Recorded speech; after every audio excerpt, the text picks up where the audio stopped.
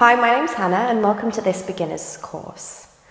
In this video, we're going to be working through some standing poses, some standing balancing poses that you often see in yoga classes. We'll be breaking them down so that you have a good idea and feel a little bit more confident in your own practice. For this one, you might need some blocks. I would have them to hand just in case. They're a really good prop for balances. They help support the pose and make things feel a little bit more comfortable and a little bit more stable where they might not be otherwise. So I'd have those to hand. If you've got wall space, you can also use wall space. Get ready, we'll roll out the mat and then we'll get started. So the first thing to think about when we're doing balancing poses is our focus. So our focus is a big part of balancing, and in yoga we call our focus point our drishti. So you might hear that in classes sometimes, and that just means your focus point. When we're balancing, especially if we're in a studio that has mirrors, it's really tempting to kind of look in the mirror, check your alignment, see kind of where you are in space. But often when we're looking in the mirror, if you see yourself move or if you see someone else in the room wobbling, then it ends up making you wobble and come out of the pose as well. Instead, you want to make sure that you're focusing on something just in front of you that's non-moving. So a little spot maybe on the floor or on the mat just in front of you. It might be a candle if there's candles in the studios, just something to keep your gaze on, and that's going to help you to balance. So that's the first thing to think about. So when you're ready, we're going to come to the top of the mat. We're going to start with a pose called half moon today. This is one of my favorite standing balances. You might need blocks for this one. If you've got blocks, I would have them to hand. I would have them at the top of the mat, about shoulder width apart. You'll probably only need one for this pose, but it's good just to have them ready for some of the other poses that are coming up as well. We're going to start with our right leg as our standing leg for this one. So come onto the ball of the left foot, and that's going to start to shift some of the way over into your right foot already.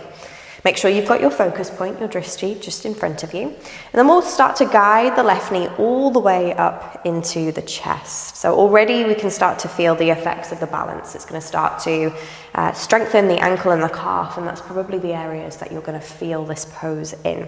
You'll also notice that your foot starts to move, it starts to wobble, and that's completely normal. That's just your foot constantly adjusting to any small changes in weight and shift of weight to keep you stable and balanced. So that's completely normal as well. But yes, left knee will come up into the chest.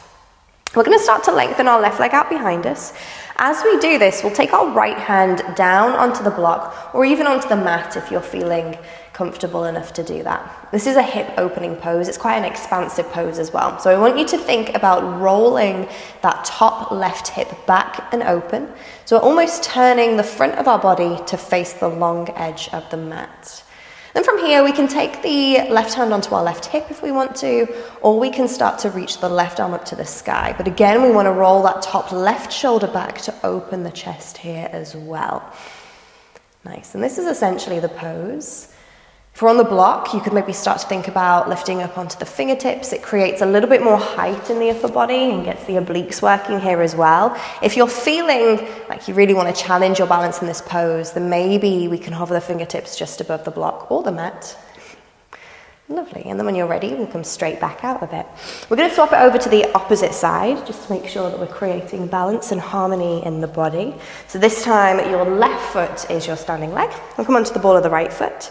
Start to slowly draw that right knee up into the chest, and that's a key word there, slowly. Slow and steady definitely wins the race with your balancing poses, because we're on one leg, they're moving quite quickly, it's more difficult to control the changes in the body. So slowly is always going to be your best option for balances.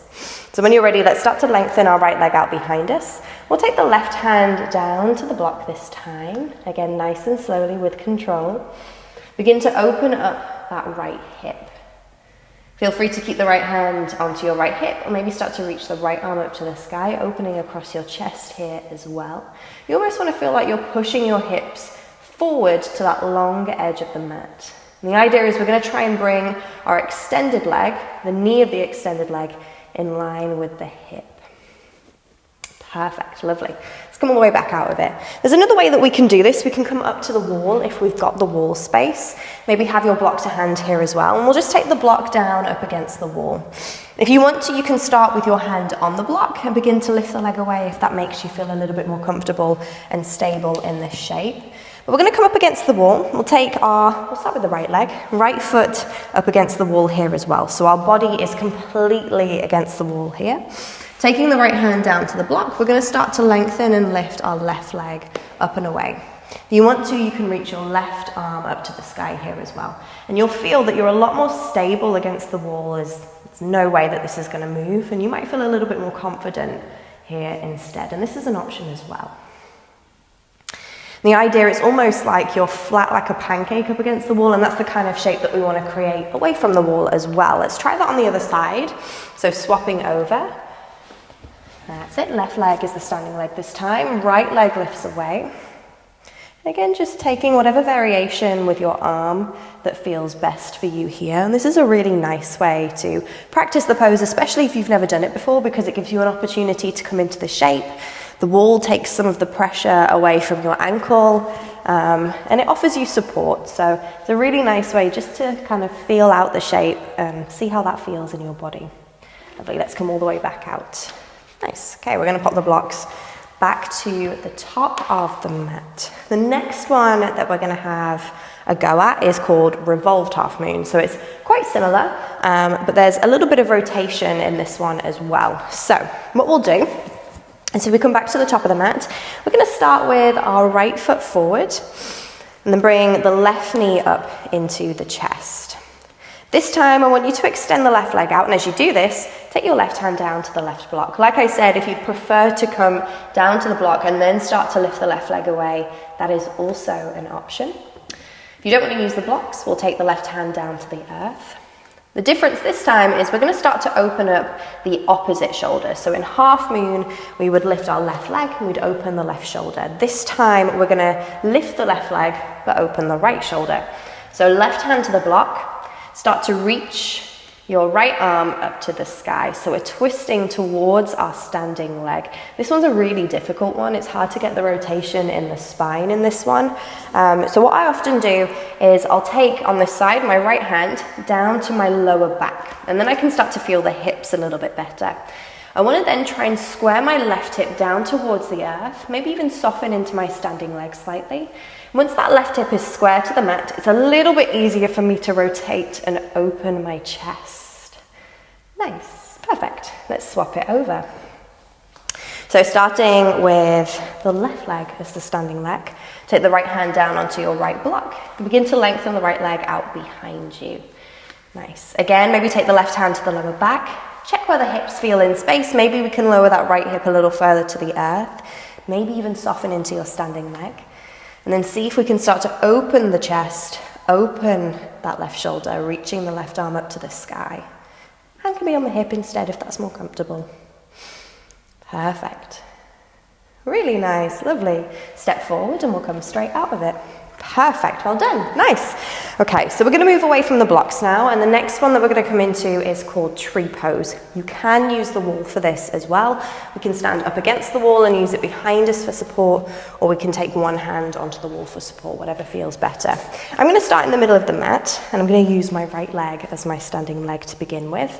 Come onto the ball of the left foot. Find your focus point, then start to think about turning that left knee out. So we're externally opening our left hip.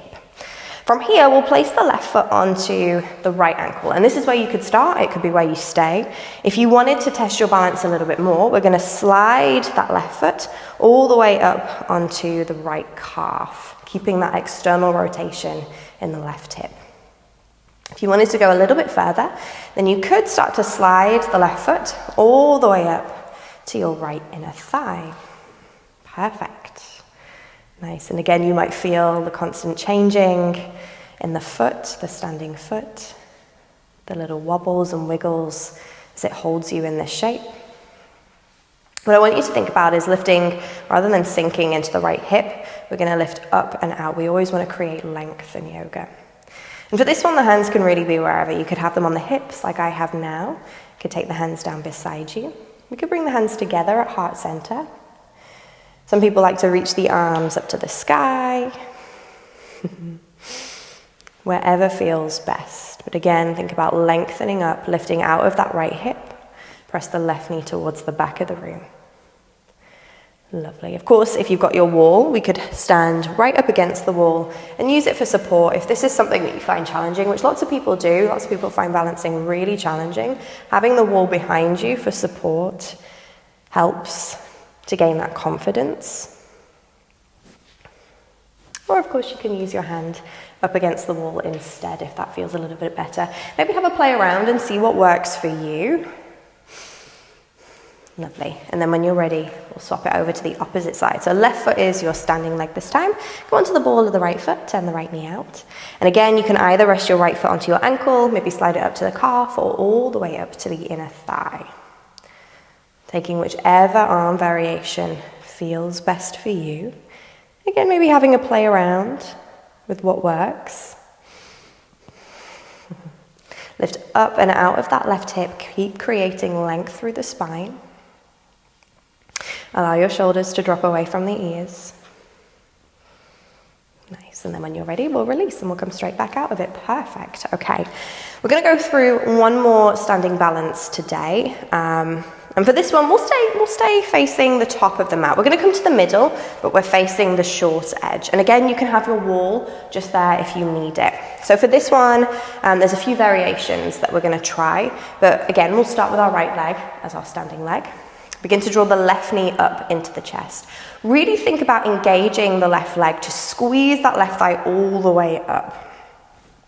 There's a few variations of this pose. This one is called standing knee to chest. You might find that in some practices, they ask you to extend the leg, sometimes without the hands for support, lengthening the leg out in front. Sometimes we can take the hands underneath the left thigh. You'll also find that there are some variations where they offer a twist as well. So for this one, it will be the right hand to the outside of the left knee. The left arm will reach out behind you. Perfect. Lovely. And then when you're ready, we'll swap it straight over. So left leg is the standing leg. Start to draw the right knee up into the chest. Again, using the strength of the leg to guide the knee up towards the body. Maybe having a play with the different variations, extending that right leg out in front. There can always be a soft bend in the right knee here as well. It doesn't have to be completely lengthened. Maybe having a go at the twist with the left hand to your right knee. Right arm out behind you. Remember to take this nice and slow. Any changes, we want to make sure that we're moving slowly through those changes. Lovely. And then coming back out of the pose. Perfect. Okay, so that was our standing balances, and that's where we're going to leave it for today.